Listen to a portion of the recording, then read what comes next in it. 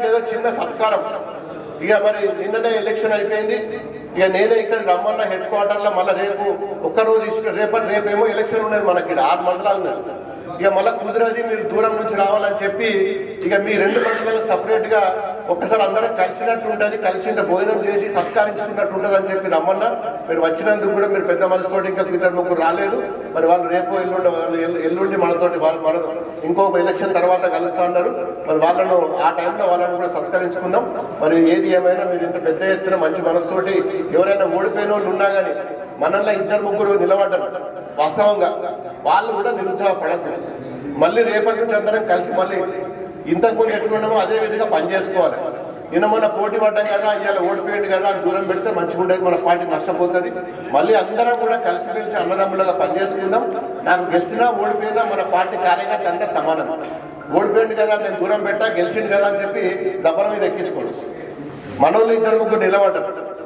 ఏదో ఆశ ఎవరికైనా ఏముంటుంది, ఏదో నిలబడతాం కదా ఊరికి సేవ చేద్దామని చెప్పి తండాడతాం. కొందరికి గెలుపు అనేది ఎవరో ఒక్కరే గెలుస్తాం. కాబట్టి మీరు ఎవరైనా నిరుత్సాహపడకూడదు దయచేసి. మళ్ళీ ఎంపీటీసీకి కూడా అవకాశాలు వస్తుండొచ్చు. మొన్న పోయిన ఎలక్షన్లో కూడా కొందరు సర్పంచ్కి ఓడిపోయిన వాళ్ళకి కూడా ఎంపీటీసీకి అవకాశాలు వచ్చినాయి. ఈసారి కూడా తప్పకుండా కోఆప్షన్ నెంబర్ కానీ రేపు గవర్నమెంట్ వచ్చేది 100% ఎవరో రారు, మళ్ళీ కేసీఆర్ వస్తాడు, మళ్ళీ మన ప్రభుత్వమే ఉంటుంది. కాబట్టి తప్పకుండా ఎవరిని కూడా ఇబ్బంది పెట్టా అందరిని కాపాడుకుంటా. మరి మీ అందరికి కూడా సమానమైన గౌరవం ఇస్తా.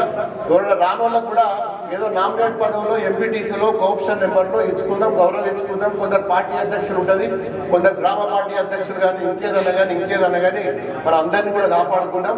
మీరు దయచేసి ఎక్కడ కూడా నిరుత్సాహపడకూడదు.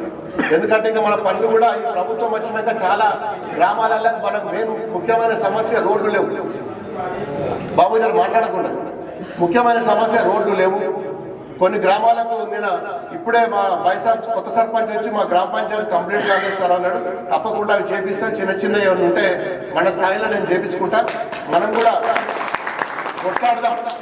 కొత్త సర్పంచ్ గారిని తీసుకుపోయి దేనికంటే దాన్ని పోరాడి మళ్ళీ మనకు రావాల్సిన నిధులు కూడా మనం సంపాదించుకుందాం. ఖచ్చితంగా మన గ్రామాలను అభివృద్ధి చేసుకుందాం.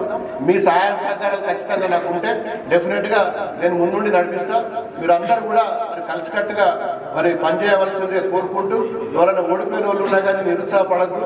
వాళ్ళకు కూడా మనం మన పార్టీలో వాళ్ళకి అదే స్థానం కల్పించాలి. ఓడిపోయింది కదా మరి అని చెప్పి నిన్న మొన్నటి వరకల్లా మనకి ఏదైనా చిన్న మనస్పర్ధలు ఉన్నా కానీ దయచేసి మీరందరూ కూడా మళ్ళీ వాళ్ళని కలుపుకోండి. వార్డు మెంబర్ కానీ సర్పంచ్ కానీ ఎవరైనా కానీ మన పార్టీ కాబట్టి మరి మీరందరూ కూడా మళ్ళీ మన కారు గుర్తు మీదనే గులాబీ పార్టీ కేసీఆర్ కోసం మళ్ళీ మనం పనిచేయాల్సిన అవసరం ఉంటుంది. కాబట్టి దయచేసి మనం ఎక్కడ కూడా నిరుత్సాహపడద్దు. ఎన్నో ఇట్లాంటి ఉద్యమాలు చూసినాం, ఎంతో అడదడుగులకు పోయినాం, జైలు పోయినాం, ఉద్యమాలు చేసి ఈ స్థాయికి వచ్చినాం. మనం మంచి మెజార్టీతో ఎప్పుడు ప్రతిసారి కూడా ఈ 2 మండలాలు అగ్రస్థానంలో ఉంటుండే టీఆర్ఎస్ పార్టీకి. మరి ఇంత పెద్ద ఎత్తున వచ్చినందుకు మరొకసారి మీ అందరికి కూడా ధన్యవాదాలు చెప్పుకుంటూ, నేను ఒక సర్పంచ్ని ఉప సర్పంచ్ని ముందుగా పిలుస్తా. మరి వాళ్ళే రావాలి.